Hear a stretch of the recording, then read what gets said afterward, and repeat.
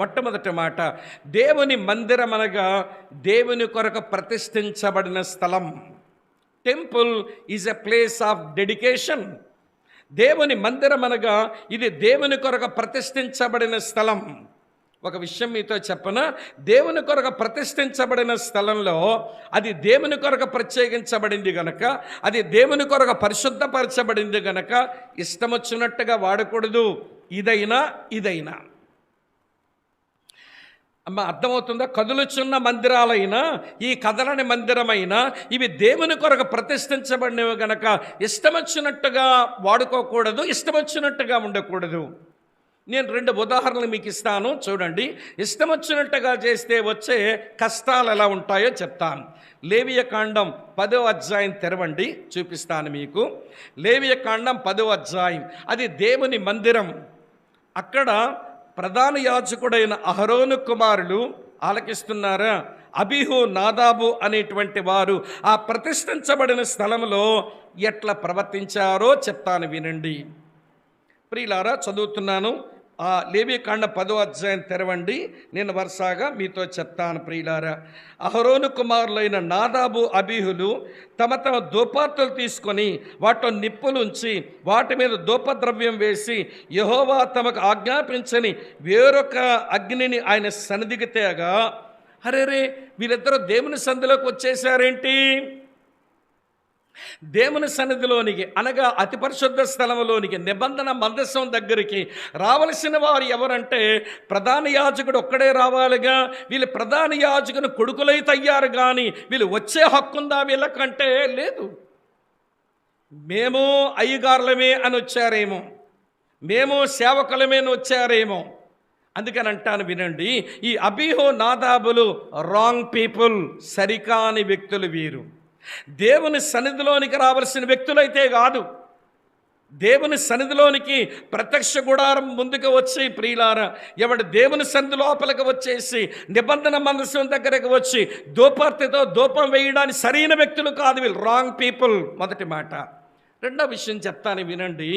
ఒకవేళ యాజకుడైనా కానీ ప్రధాన యాజకుడైనా కానీ అతి పరిశుద్ధ స్థలములో నిబంధన మందసం ముందుకు రావాలంటే అది పాప ప్రాయశ్చిత్తార్థ పండగ రోజునే రావాలి, వేరొక రోజు రావడానికి లేదు.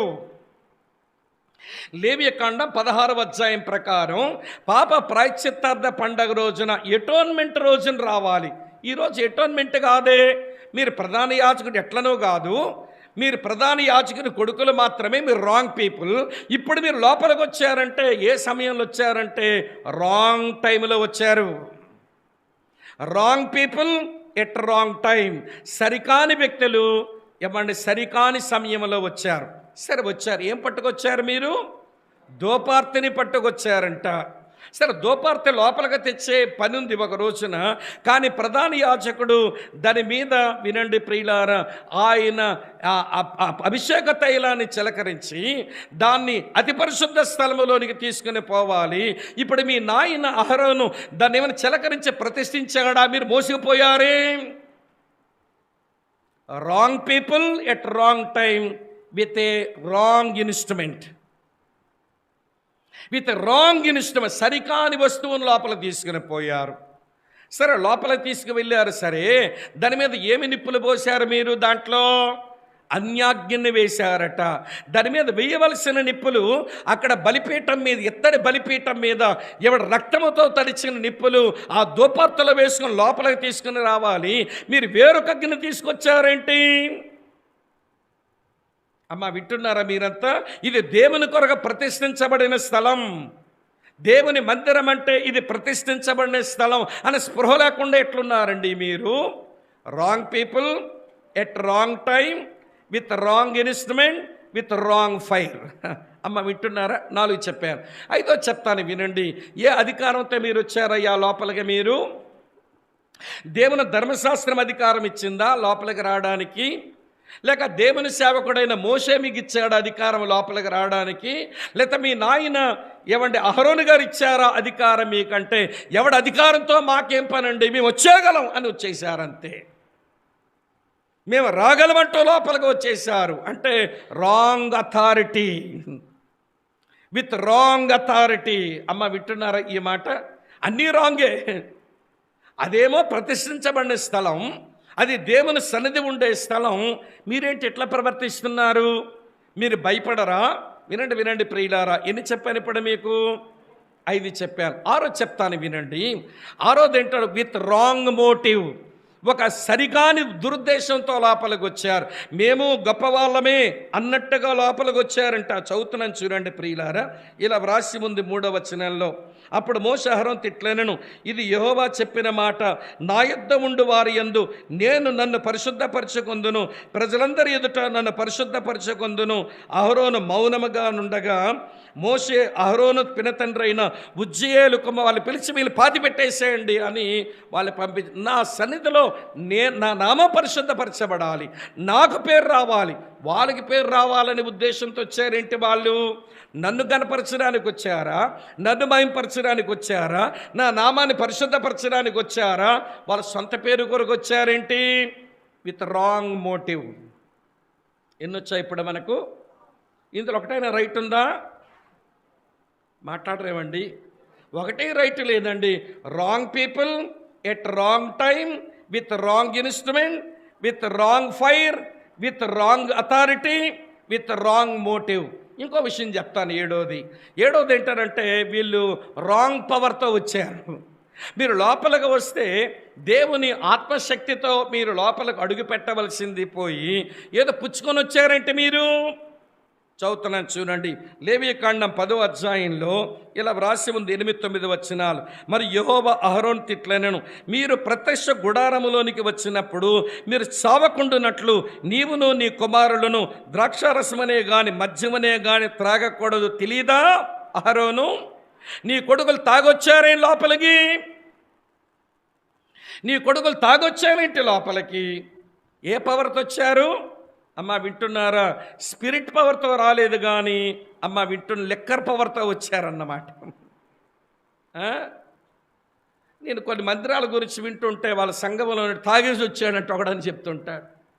అరే ఆడికి భయం లేదు, అలాంటి వాడిని ఏమండి మద్దతు పలుకుతూ అలాంటి వాడిని ఉంచారు అంటే అర్థం ఏంటన్నమాట? ప్రియులారా, అది పరిశుద్ధ స్థలం అనేటువంటి స్పృహ లేకపోవడమే కదా. దేవుని మందిరం అంటే అది ప్రతిష్ఠించబడిన చోటు. దానికి ఇష్టం వచ్చినట్టుగా వాడడానికి ప్రయత్నం చేయొద్దు. ప్రధాన యాజకుడు కొడుకులైనా కానీ ఇప్పుడు 7 విషయాలలో వీళ్ళు సరికాని విధానంలో ఉంటే యెహోవా సన్నిధిని అగ్ని వచ్చి వారిని దయచేసిందంట. కాలి చచ్చారు అక్కడే, కాలి చనిపోయారు అక్కడే. అమ్మ గుర్తుంటాయా? మళ్ళీ చెప్పనా? Wrong people at wrong time, with wrong instrument, with wrong fire, with wrong motive, తర్వాత with wrong authority, with wrong motive, తర్వాత విత్ రాంగ్ పవర్. అన్నీ సరికానివి. అరే దేవుని కొరకు ప్రతిష్ఠించబడిన చోటది అని స్పృహ లేకుండా ఉంటే ఎట్లా? ఇదొక ఉదాహరణ. 2వ ఉదాహరణ చెప్తాను, వినండి. దానియేలు గ్రంథం 5వ అధ్యాయానికి రండి. దానియేలు గ్రంథం 5వ అధ్యాయానికి రండి. ఒక ఆయన దేవుని మందిరానికి చెందిన వస్తువులు తెప్పించుకొని దాంట్లో ద్రాక్షారసం వేసేసుకొని బాగా తాగుతున్నట్ట. తాగుతుంటే గోడ మీద ఒక రాత వచ్చింది. చెప్పండి, ఇంటా రాత? ఇలాంటివి బాగా తెలుస్తాయి మీకు, పర్వాలేదు, అందుకే మీతో చెప్పించాను. మెనే టెకేల్ ఉఫార్సీన్ అనే మాట వచ్చింది. ఏమి దాని తాత్పర్యం అని అంటే, దేవుడు నీ ప్రభుత్వ విషయంలో లెక్క చూచాడు, దాన్ని ముగించేస్తున్నాడు, నువ్వు త్రాసులో తోచగా నువ్వు తేలిపోయినావని చెప్పి నీ రాజ్యం వేరొకరికి అప్పగించబడుతుంది, ఈ రోజుతో నీ పని అయిపోతుంది అన్నాడు. అమ్మ వింటున్నారా? గోడ మీద రాత వచ్చిన తర్వాత పశ్చాత్తాపడడానికేమీ పెద్ద రోజులు దేవుడేమీ అనుమతించలేదండి. ఏ రోజునైతే ఆ దర్శన భావం అతనికి తెలిసిపోయిందో ఆ రాత్రి ఇన్ ద సేమ్ నైట్, చూడండి 30 వచనం చదువుతాను, దానియేలు గ్రంథం 5:30. ఆ రాత్రి యందే కల్దీల రాజుకు బెల్షస్సరు హతుడాయెను, మాదీయుడకు దర్యావేషు 62 సంవత్సరముల వాడై సింహాసనమెక్కెను. బబులోనీయుల సామ్రాజ్యం మాదీ పారసీకుల చేతిగా పోయింది. బెల్షస్సర్ అక్కడే చనిపోవలసి వచ్చింది. ఎందుకని? ప్రతిష్ఠించబడిన దేవుని మందిరానికి చెందిన వస్తువులు తీసుకొని ఆ పాత్రలో ద్రాక్షారసం వేసుకొని తప్ప తాగి తందనాలు తొక్కుతాడంట. బాగా తాగి, వినండి ప్రియులారా, ఇది నా ఘనత చూపించుకుందాం అనుకున్నట్ట. దేవుడు స్పష్టంగా చెప్పి, ఏమయ్యా నెబుకద్నెజరుకి ఏమి జరిగిందో తెలిసుండి కూడా, ఎవరి మార్గములైతే దేవుని వశములు ఉన్నాయో, ఎవరి ప్రాణమైతే దేవుని వశములో ఉందో ఎరుగుండి కూడా అదే పొరపాటు మళ్ళీ చేశావేంటి? మీ పితరుడైన నెబుకద్నెజరు గడ్డి తిన్నాకైనా అడిగి బుద్ధి వచ్చింది, కానీ నువ్వు గడ్డి తినే అవకాశం కూడా నీకు ఇవ్వను ఇంకా. ఎందుకంటే నీకు తెలిసి ఒక విషయం ఇదివరకు జరిగింది, తెలిసిన విషయాన్ని బట్టి కూడా జాగ్రత్త పడకుండా నీవు దేవుని ప్రతిష్ఠించబడిన ఆ మందిరానికి చెందిన వస్తువులతో ద్రాక్షారసం పానం చేసి నువ్వు తందనాలు తొక్కుతావా? నీ పని అయిపోయింది, నీ రాజ్యం పని అయిపోయింది. అమ్మా, వింటున్నారా మీరంతా? కనుక దేవుని మందిరం అంటే ప్రతిష్ఠించబడిన చోటు. దానికి ఇష్టం వచ్చినట్టుగా మనం వాడకూడదు. మనం ఇష్టం వచ్చినట్టుగా వాడుకుంటే పైనున్న వానికి కష్టం కలిగించే పనులు మనం చేస్తాము అనే విషయం మనసులో ఉంచుకొని ఇప్పుడు మన మందిరం సంగతి చూద్దాం రండి. అమ్మ, కదలని మందిరాన్ని గురించి ఆలోచించాంగా ఈ కదులుచున్న మందిరాల గురించి ఆలోచిద్దాము రండి. ఈ కదులుచున్న మందిరాలు కూడా ఏ రోజునైతే యేసునందు విశ్వాసం ఉంచామో, ఎప్పుడైతే మన మారు మనసు పొందామో, రోమాపత్రిక 12వ అధ్యాయం 1వ వచనం ప్రకారం సజీవ యాగంగా మళ్ళన మనమే దేవునికి ఏం చేసుకున్నాము? సమర్పించుకున్నాం. అంటే ఈ దేహం అనబడేది ఈ దేవునికి సమర్పించుకోగా, ఈ దేహం అనే దేవాలయములోనికి పరిశుద్ధాత్మ దేవుడు వచ్చి వసించగా, వినండి, ఇది దేవాలయమైంది, దీన్ని సరిగానే వాడుకోవాలి. అందుకనే పౌలు భక్తుడు అంటాడు, ఎవడు దేవుని ఆలయమును పాడు చేయనో దేవుడు వానిని పాడు చేయను. వింటున్నారు? ఇప్పుడు చెప్తాను వినండి. ఈ దేవాలయంలో ఈ శరీరం అనేటువంటి దేవాలయం బోల్డని అంగాలు ఉన్నాయి, అవయవాలు ఉన్నాయి. అవన్నీ దేవుని కొరకు ప్రతిష్ఠించేసుకున్నాం. ఒకప్పుడు దుర్నీతికి సాధనాలుగా వాడిన అవయవాలు ఇప్పుడు నీతికి సాధనాలుగా ఉండాలని దేవుని సమర్పించేసుకున్నాం. ఇప్పుడు అవి దేవుని కొరకే వాడబడాలి. ఉదాహరణకు కళ్ళు ఉన్నాయి, దేని కొరకు వాడదాం?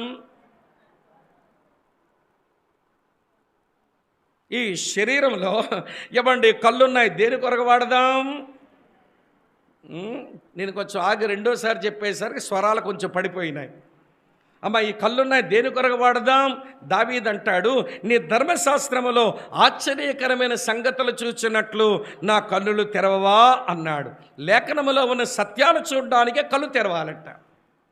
యేసుప్రభువారు అన్నారు, కన్నులనెత్తి పైరులు చూడండి, కోయగలేరెవ్వరు అని నశించు ఆత్మలు చూడమంటున్నాడు. కానీ ఈ రోజున ఇవ్వండి క్రైస్తవ విశ్వాసంలో దేవాలయాలుగా చేయబడిన ఈ దేహాల్లో నివసిస్తూ మనం చేస్తున్న పనింటో తెలుసా అండి? ఈ కళ్ళతో ఏమి చూడాల్సిన అవసరం లేదో అవే చూసుకుంటూ కూర్చుంటున్నాం. నేను ఎక్కడో ఇవ్వండి ఈస్ట్ గోదావరిలో ఇలా వాక్యం చెప్తుంటే, ఆ మందిరంలో సిస్టర్స్ ఏమో ఇటువైపు కూర్చుంటారు. నేను చూస్తుంటే ఒక సిస్టర్ పక్కనున్న సిస్టర్కి ఊరికే గిచ్చి అడుగుతుంది ఏదో. ఈవిడేమో మధ్యలో మాట్లాడితే ఈ స్వామిగాడు కొంచెం కోపడతాడు, మధ్యలో ఇండిసిప్లైన్గా ఉంటాని ఆవిడ నెమ్మదిగా ఊరుకోండి చెప్తుంది. ఊరుకోదే మహాతల్లి, కొత్తగా వచ్చిందేమో ఊరికి అడుగుతుంది ఏదో. అది నా కంట్లో పడిన తర్వాత నా భాష బాధపడలేదా? నేను ఇచ్చిన వాక్య తలంప ఆమెకు అర్థం కాలేదా? ఎందుకు ఊరికే పక్కావిని అడుగుతుంది అనుకొని నేను చెప్పిందా మరో 2 సార్లు కూడా చెప్పా. అయినా మళ్ళీ గిచ్చి అడుగుతుంది ఆవిడ్ని. అయితే వాక్యం గురించి అయ్యుండకపోవచ్చు అనుకున్నాను. ప్రసంగం అయ్యాక కిందకు దిగాక ఆ సిస్టర్ గారు వచ్చి అనయ్య వందనాలు అంది. వందనాలు అమ్మ. ఏంటి నీ పక్క ఆవిడ ఊరికే నేను గిచ్చి ఏదో అడుగుతుంది, ఊరికే ఏమడుగుతుంది ఆవిడ అన్నాను. నిజం చెప్పమంటారు అనయ్య అంది. నిజమే చెప్పమ్మా అన్నాను. ఏమి లేదన్నయ్య, నిన్న కార్తీక దీపంలో ఏమైందని అడుగుతుందట.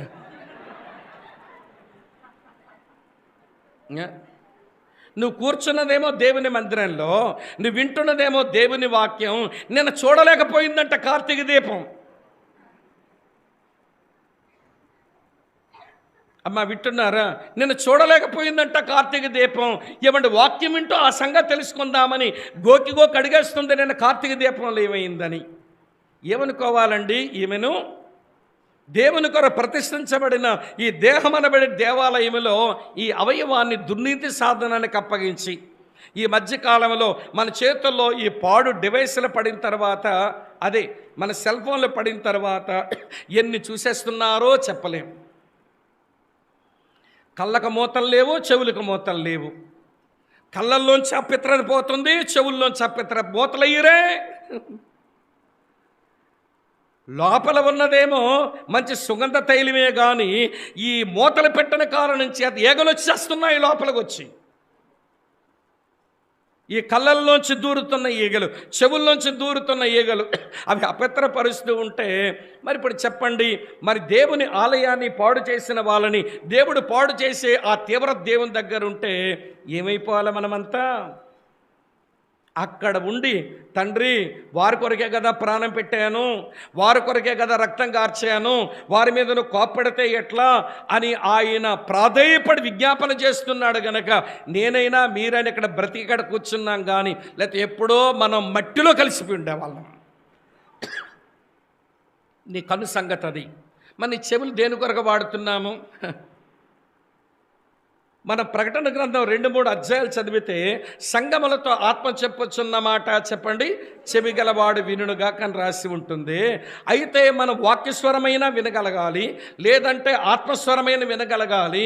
వాక్యస్వరం ఆత్మస్వరం వినడానికి చెవులు మందమై వేరువేరు స్వరాలు బాగా వింటున్నాం ఈ రోజున. మరి మందిరాన్ని పవిత్రంగా ఉంచామా? ఇది ప్రతిష్ఠించబడిందనే విషయం అర్థమైందా? అలాగే నోరు, అయితే ప్రార్థించడానికి ఈ నోరు తెరవాలి, లేదా స్తుతించడానికి నోరు తెరవాలి, లేదా సువార్తను ప్రచురపరచడానికి మన నోర్లు తెరవాలి. అందుకొరకే నోర్లు తెరుస్తున్నామా? ఇది మనం ఆలోచించాల్సిన విషయం.